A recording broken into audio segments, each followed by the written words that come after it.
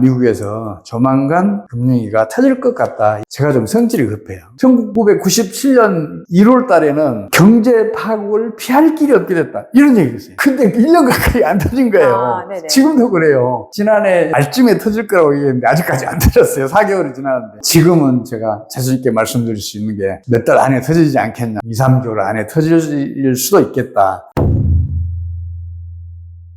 네, 안녕하세요. 오늘은 또 최용식 소장님과 지금 현재 경기 상황에 대해서 진단해보고 앞으로 경기에 대해서 좀 전망해보는 시간 가져보도록 하겠습니다. 어서 오세요. 반갑습니다. 네, 또 저희 채널에도 이렇게 출연해주시고 영광이네요.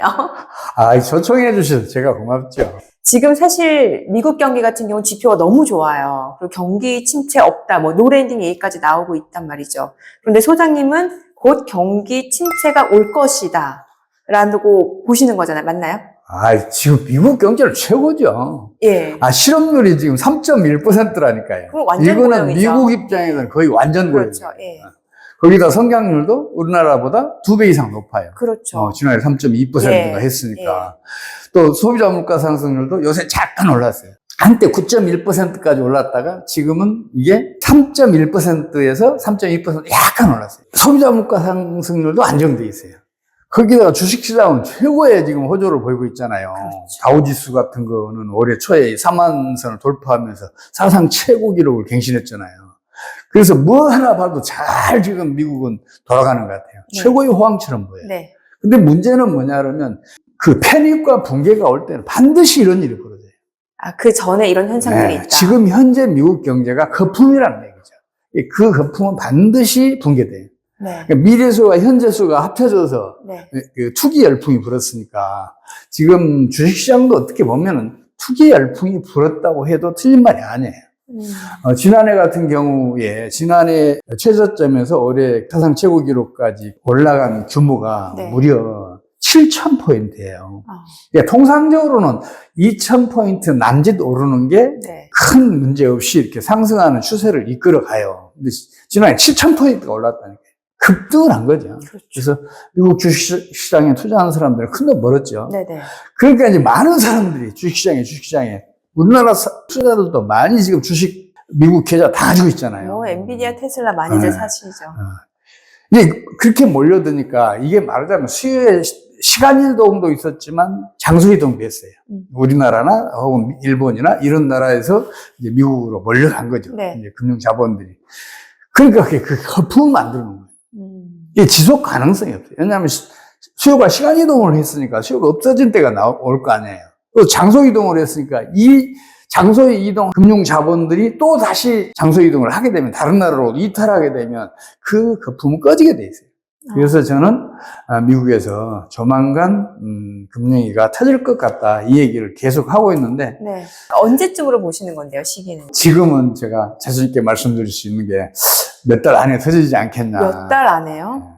2, 3개월 안에 터질 수도 있겠다. 그렇게 우려를 하고 있어요. 기업의 경영 수지에 바탕을 두고 이제 주가 지수가 올랐으면 좋은데 그 정도 수준만 이제 주가가 상승하면 좋은데 지금은 과도하게 올랐어요.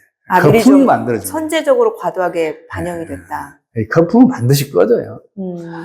그리고 미국의 그 주식시장 호조, 미국 경제의 호조, 이거는 사실은 내 이웃을 거지로 만드는 정책의 산물이에요.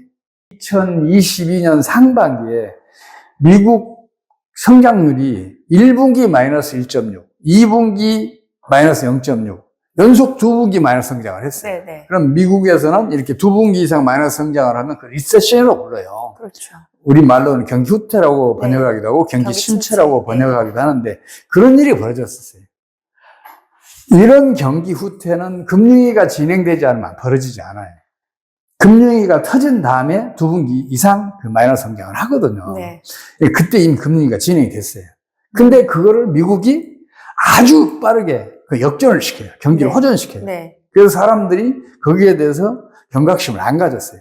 금융위기가 발생한 지도 모르고 지나갔어요. 그때 재정정책으로. 그때 미국 입장에서는 기가 막힌 정책을 펼쳐요. 어떤 정책이냐면 사실은 경기가 이렇게 후퇴하잖아요. 그러면 투자를 촉진하기 위해서 기준금리 낮춰야 돼요. 그리고 수출을 촉진하기 위해서 환율도 낮춰야 돼요. 달러 가치를 약화시켜야 돼요. 네. 근데 미국은 반대 정책을 펼쳐요. 근데 이게 의외의 효과를 내요. 뭐냐면 기준금리를 빅스텝, 자이언트 스텝 그랬잖아요, 당시에. 예, 올렸죠. 0.5% 예, 올리기도, 그렇죠. 0.75% 올리기도 해서 평소에 2배, 3배씩 막 끌어올렸거든요. 네, 연달아 올렸어요. 네. 기준금리가 다른 나라보다 더 높아지니까 다른 나라의 저축들이 이자가 높잖아요. 미국으로 빨려가죠. 그렇죠. 달러가 강세를 보이니까 그 정책을 유도하니까 미국에 투자하면 환차익을 누릴 수가 있잖아요. 그렇죠. 그래서 다른 나라에 투자되었던 금융 자본들이 미국으로 계속해서 흘러갔어요. 그러니까 미국 내 유동성은 풍부해졌어요. 네. 그래서 당시에 진행되던 금융위기, 특히 신용 파괴 원리의 작동을 이 풍부해진 유동성이 차단해내. 거기에다 풍부해진 유동성이 경제 활동을 활성화시켜요. 네. 주시장도 활성화시켰죠. 부동산 시장도 활성화시키죠.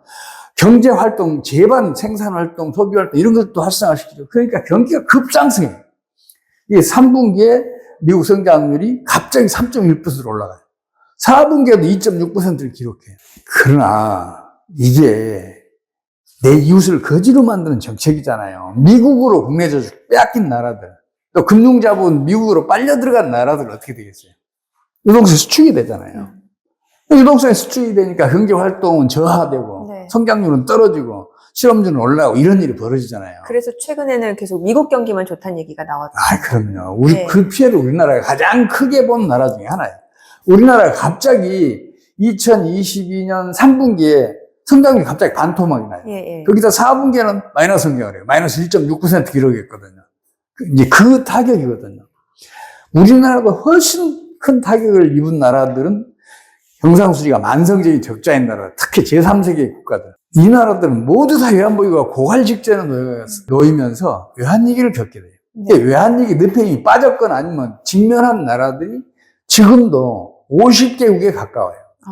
세계 경기가 전반적으로 어려워요. 네네.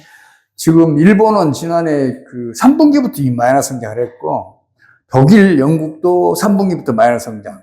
다른 그 서유럽 국가들도 4분기에는, 늦어도 4분기에는 마이너스 성장을 갔어요. 네네.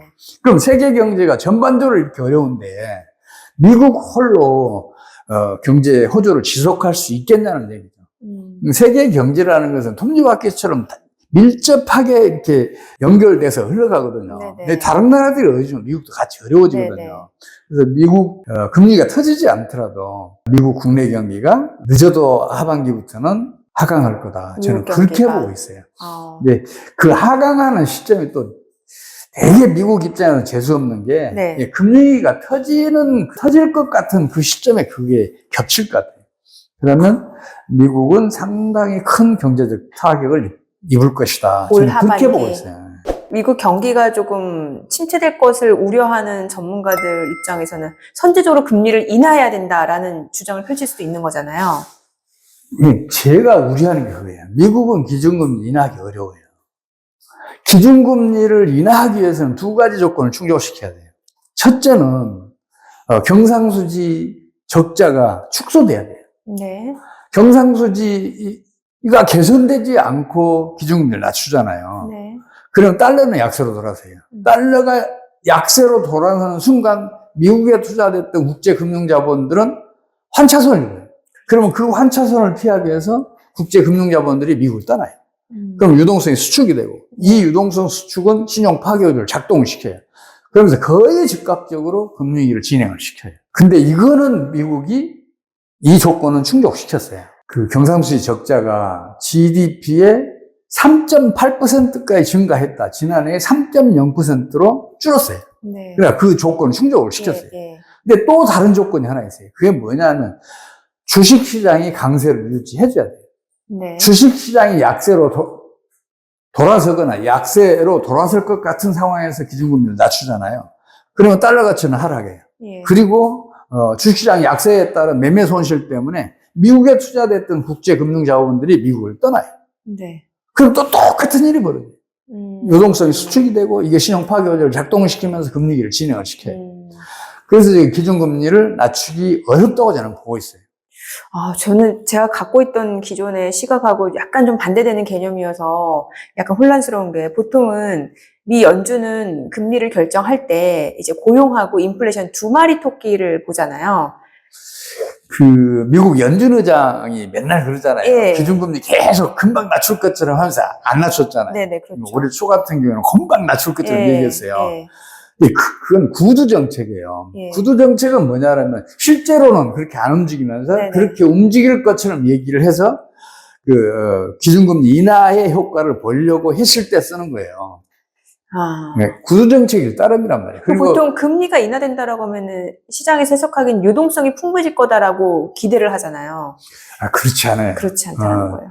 통화량은 그렇게 될 수 있어요. 통화량. 근데 예. 금융 자본은 저축이 수십 년간 축적된 대규모 큰 네네. 규모예요. 네. 근데 이거는 이익을 따라서 세계 시장을, 세계 각국을 돌아다녀요. 그러니까 소장님이 말씀하신 그 유동성은 어떻게 보면 미국이 아닌 다른 지역에서 오는 유동성을 말씀을 그럼요. 주시는 거네요. 미국의 지금 경제 호조는 다른 나라의 저축과 다른 나라의 금융 자본을 유입돼서. 끌어들여서 지금 경제 호조를 이어가고 있는 거거든요. 그래서 금리를 인하하면은 그 자금이 빠져나갈 것이다. 네.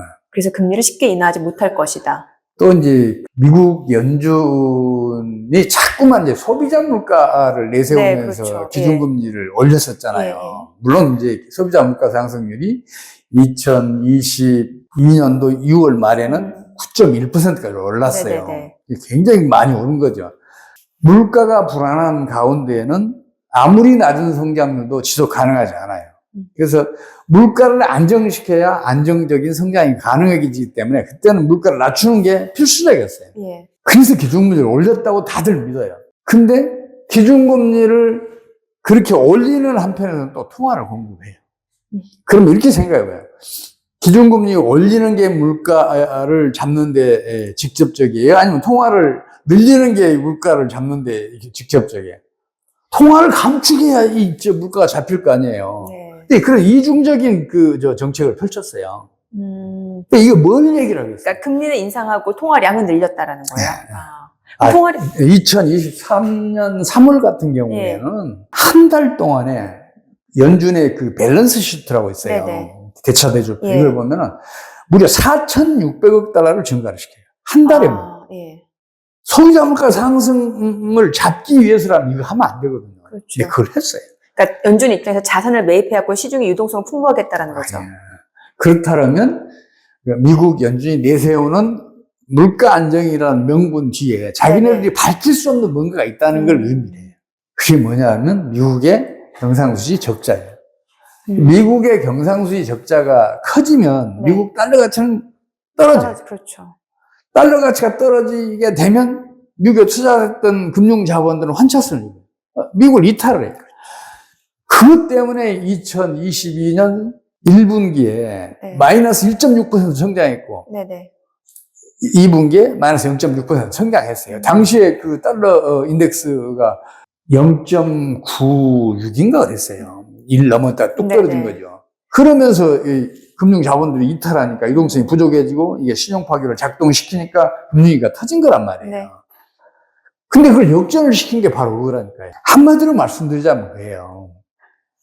경상수지 적자가 일으키고 있는 경기 하강 압력을 그걸 잡기 위해서 기준금리 올린 거고 네. 달러를 강세로 유도한 거예요. 네네. 근데 그거를 미국은 밝히지 못해요. 왜냐하면 이건 내 이웃을 거지로 만드는 정책이거든. 네. 내가 니들을 거지로 만들게 이걸 발표할 수 있어요? 못해요. 그러니까 미국은 계속해서 그 얘기만 해요. 소비자 물가 상승이 아직도 높다. 미국 소비자 물가 상승률이 3% 초반대 이게 언제 있었는데요?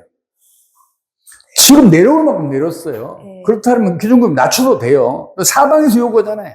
하긴 경제 성장률 감안했을 때는 그렇게 지금 물가 상승 압력이 높다라고 보기는 좀 어려울 수 있네요. 네. 근데 왜 이 말씀을 제가 드리냐면 앞으로 미국이 기준금리를 언제 내릴 것인지 아니면 혹시라도 현재 수준을 얼마나 유지시킬 것인지 아니면 혹시 올릴 것인지 이걸 판단하기 위해서는 미국의 경상수지 적자를 정확하게 이렇게 파악하고 있지 않으면 그게 네. 불가능해요. 국제금융자본들이 네. 미국으로 유입되는지 네네. 아니면 이탈하는지 네. 이것도 함께 봐요.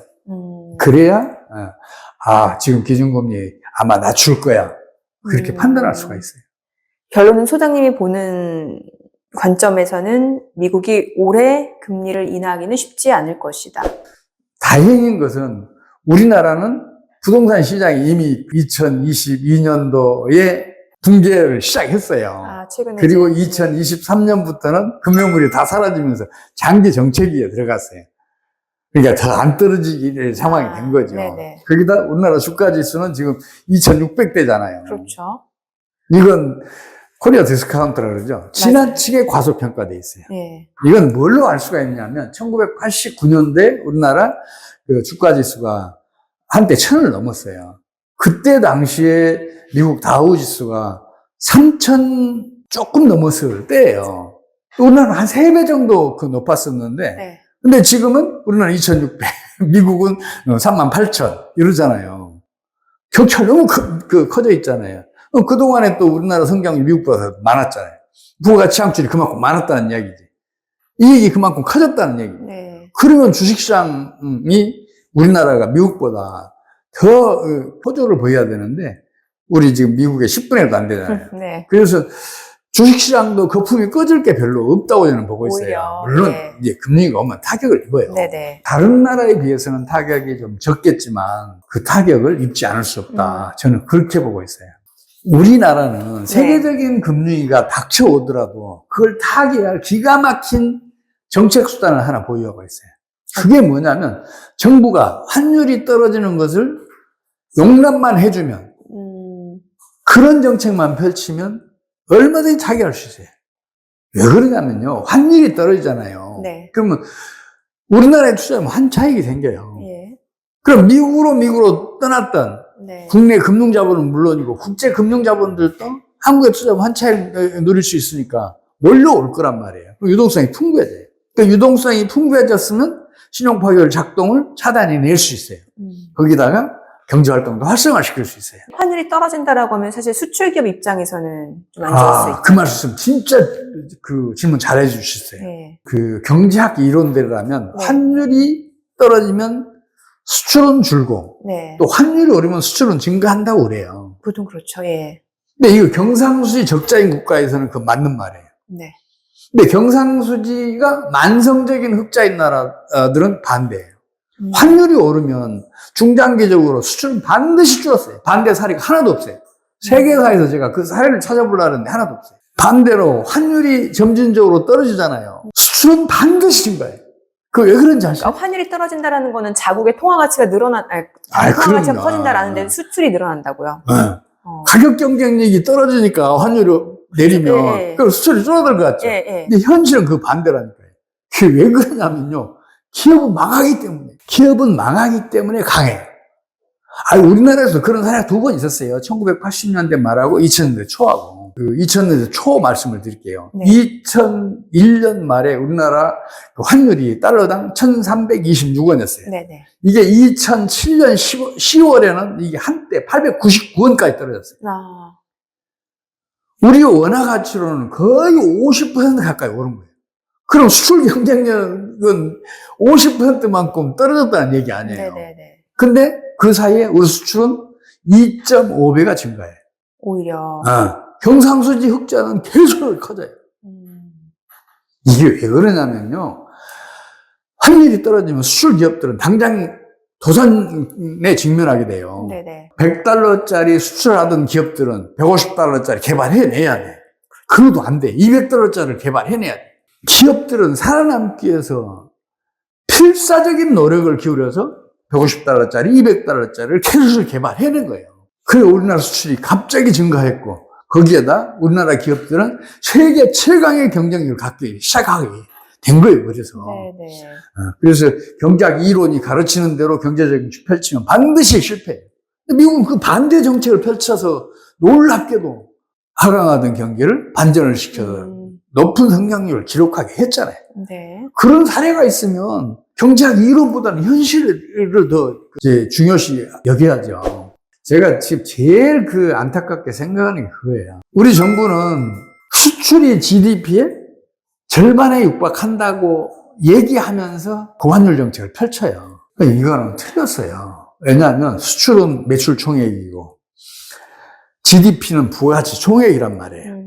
근데 매출 총액은 GDP의 약 4배 정도 커요. 이 기준을 일치시키면 우리나라 수출은 GDP의 10%가 안 돼요. 반대로 내수는 90% 이상이라고. 그래서 환율이 올라서 수출이 흘렁 늘더라도 그런 사례도 없지만 환율이 오르면 내수가 위축이 돼요. 그렇죠. 그럴 거 아니에요. 예. 우리가 지금 주요 자원을 다 수입하잖아요. 예. 에너지 자원, 공업용 자원, 그렇죠. 식량 예. 자원, 모든 자원들 거의 100% 수입하고 있잖아요. 그거 비싸게 사와야 되잖아요. 환율이 오르면. 네네네.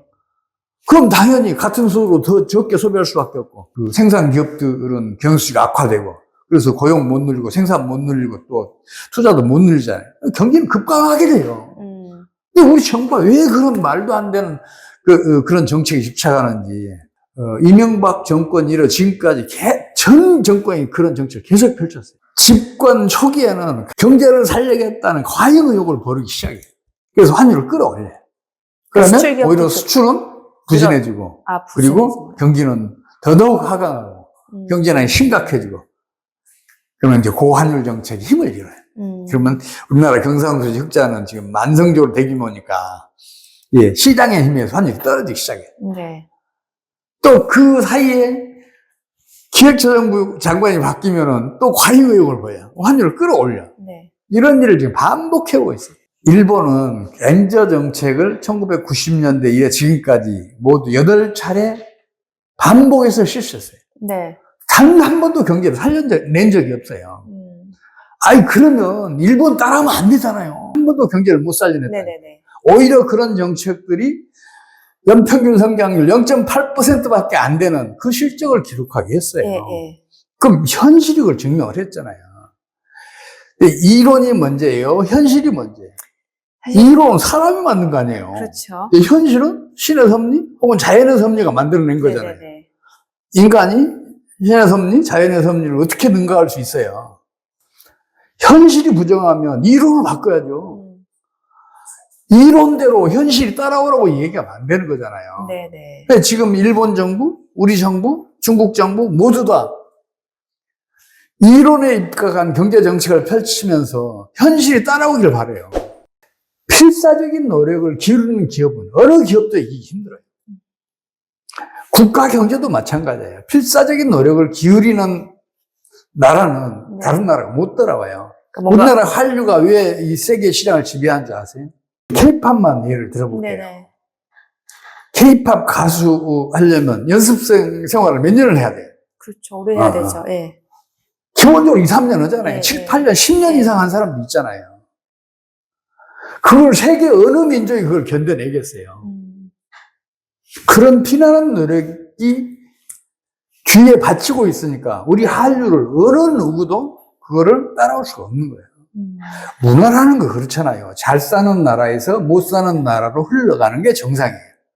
못 사는 나라는 잘 사는 나라가 부러우니까 문화도 본받는단 말이에요. 근데 우리는 우리 한류를 우리나라보다 더 잘 사는 나라로 수출하고 있어요. 그렇게 되기 위해서는 동력이 2배, 3배 더 강해야 돼요. 우리 한류의 힘은 그만큼 강하다고요. 우리 엔터업계, 연예인들, 경쟁력, 성장력은 다른 나라에서 따라올 수 없는 수준이에요. 그러면 우리 엔터업계만 그러나 우리 수출업계도 마찬가지고 일반 산업계도 마찬가지예요.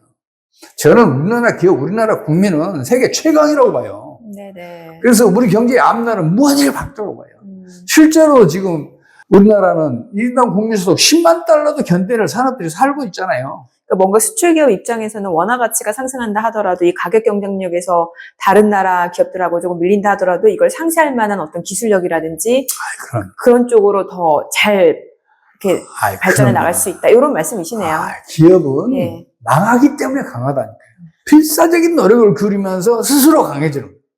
그래서 세계적인 기업으로 다 지금 성장했잖아요. 현대, 기아차 다 망한다 그랬어요. 중국하고 미국하고 또 독일하고 그 사이에 끼어서 어떻게 이게 헤어날 길이 없다고 그랬었는데 지금 이제 세계적인 대기업으로 컸잖아요. 삼성, LG 등 전자업계는 지금 그 제품을 어느 나라 기업도 따라오지 못하잖아요. 지금 우리나라 1인당 국민소득 10만 달러 견뎌낼 산업들이 주변에 널려 있다니까요. 한번 둘러보세요. 산업을 싸르는 반도체, 메모리 반도체는 어느 나라도 지금 따라올 수 없어요. 초격차가 이미 벌어져 있어요. 또 시스템 반도체 파운드리도 지금 거의 다 따라왔고 상업성에서는 따라왔고 기술적으로는 앞서 있어요. 거기에다 그 수송 기계를 포함한 일반 기계류. 네. 비약적으로 지금 성장해 왔잖아요. 또 K무기 유명하잖아요. 요새 뭐 최고의 각광을 받고 있는데 이 K무기는 초정밀 기계 산업이에요. 이 초정밀 기계 산업은 국민소득 10만 달러가 아니라 20만 달러도 견뎌낼 수 있는 산업들이에요. 제약산업, K뷰티, 또 배터리, 이거는 초정밀 화학산업이에요. 이것도 1인당 국민소득 10만 달러 얼마든지 견뎌낼 수 있는 산업들이에요. 여기에다 우리나라 중소기업들이 그 생산하는 제품들 있잖아요. 수출하는 네네. 제품들. 손톱깎이니, 모자니, 또 뭐 헬멧이니, 이런 등등. 세계 시장에 가봐요. 아니, 그 선생님, 명품 중에 명품 대접을 받잖아요. 저 여쭤보고 싶은 거는 그래서 그 미국 경제는 곧 경기 침체가 올 거다. 근데 우리나라도 그 여파를 피해가긴 쉽진 않지만 그래도 우리나라는 상대적으로 저평가되어 있었고. 아, 그럼요. 그래서 그럼요. 이렇게 뭔가 더 추세적으로 하락하기보다는 어느 정도 조금 바닥이라고 해야 될까요? 그거는 조금 확인해 볼 수 있을 것이다. 이렇게 이해하면 될까요? 시장의 힘에 의해서 환율이 점진적으로 하락하는 것을 정부가 용인한 정책을 네. 펼치면 예. 우리 경제는 지금 5년 안에 1인당 국민소득 6만 달러 갈 수 있고 아. 그 5년 후에 10만 달러 넘을 수 있다고 저는 믿고 있어요. 예, 예. 그 고환율 정책이 지금 우리나라 경제난을 우리나라는- 초래한 거거든. 네. 그래서 이것만 좀 바꿨으면 좋겠다. 그것만 바꾸면 환율이 점진적으로 하락하는 걸 용납만 해주면 국내에 투자하면 환차 이익이 생기잖아요. 그렇죠. 우리나라에서 외국으로 떠났던 금융 자본들 그 이익이 환출 될수 물고 있다. 다 돌아올 거 아니에요. 예. 유동성 풍부해질 거 아니에요. 예. 그러면 그 유동성 풍부해진 걸로 주시장도 살려내고 부동산 시장도 살려내고 그러니까 미국이 경제 활동도 강달러로 활성화시키고 그렇게 한 것처럼 우리도 원화 가치를 아이고. 높여서 아이고. 외국계 자금을 유입하게끔 환경을 만들어야 된다.